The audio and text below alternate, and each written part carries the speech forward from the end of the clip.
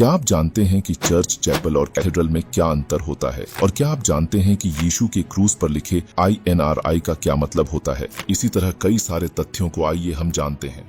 Number 1, INRI। आपने यीशु के सूली के ऊपरी भाग पर लिखा हुआ देखा होगा, जिसका फुल फॉर्म ईसस नाजारेनस रेक्स यूडायोरम है। इसका हिंदी में अनुवाद नाजरेथ के यीशु यहूदियों के राजा है। बाइबल में नए नियम के वृत्तांत के अनुसार यह शिलालेख उस सूली पर लगाया गया था जिस सूली पर यीशु मसीह को चढ़ाया गया था। शिलालेख को उस समय के रोमन गवर्नर पेंतियस पिलातुस के आदेश से 3 भाषाएं, यहूदियों की भाषा हिब्रू में, रोमन अधिकारियों की भाषा लैटिन में और उस समय की क्षेत्र में बोली जाने वाली ग्रीक भाषा में लिखा गया था, ताकि वहां से गुजरते सभी लोग इसे पढ़ सकें कि यीशु को किस दोष के तहत क्रूस पर चढ़ाया गया है और वे उसे दोहराने की जरूरत न करें। नंबर 2, क्या आपने कभी सोचा है कि अगर यीशु परमेश्वर है तो वे खुद को क्रूस पर क्यों बचा नहीं पाए? आइए जानते हैं। जब आदम और हवा ने उस फल को खाया तो मनुष्य में पाप आई, जिसको परमेश्वर ने खाने के लिए मना किया था। उनके पाप पीढ़ी दर पीढ़ी फैलता गया और हर एक पीढ़ी पाप का शिकार बनता गया।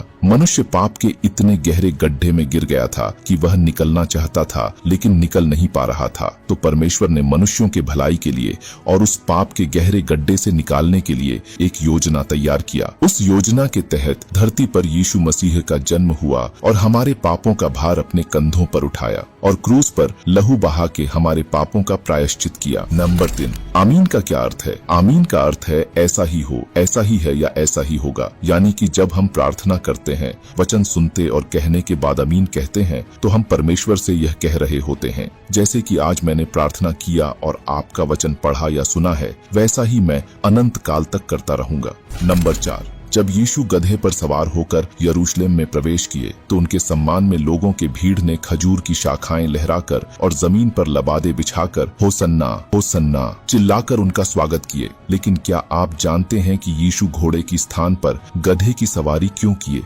पहला कारण, गधा शांति, विनम्रता और दासता का प्रतीक है। यीशु ने गधे पर सवार होकर शांति और दूसरों की सेवा के प्रति अपने समर्पण का प्रदर्शन किया। दूसरा कारण, उनके गधे पर सवार होकर यरूशलेम में प्रवेश किए तो आम लोगों को संकेत दिए कि मैं तुम्हारा राजा हूँ, लेकिन तुम्हारे जैसे ही हूँ। तीसरा कारण, यीशु के गधे पर सवार होने से पुराने नियम की एक भविष्यवाणी पूरा हुआ कि मसीहा गधे पर सवार होकर यरूशलेम में आएगा। और ये तो सभी को पता है कि यीशु ही वह मसीहा थे जिसका इंतजार वे सालों से कर रहे थे। नंबर 5, क्या आप जानते हैं कि चर्च, चैपल और कैथेड्रल में क्या अंतर होता है? आइए जानते हैं। चर्च आमतौर पर ग्रामीण क्षेत्रों से लेकर शहरों के स्थानीय मंडलियों की सेवा करता है, जिसे प्रचारक या पादरी द्वारा संचालित किया जाता है। चैपल यह प्रार्थना के लिए अलग रखा गया स्थान होता है, जो स्कूलों, अस्पतालों या सैन्य अड्डों जैसे संस्थानों में होता है, जिसका कोई अलग से इमारत नहीं होता। कैथेड्रल एक बिशप द्वारा चलाया जाता है, जो आमतौर पर नियमित चर्चों की तुलना में बड़े और अधिक अलंकृत होता है, जिनको डायोसेस भी कहा जाता है। आखिर में, अगर आप भी मेरी तरह यीशु मसीह से प्रेम करते हैं तो कमेंट में आमीन टाइप करना न भूलें।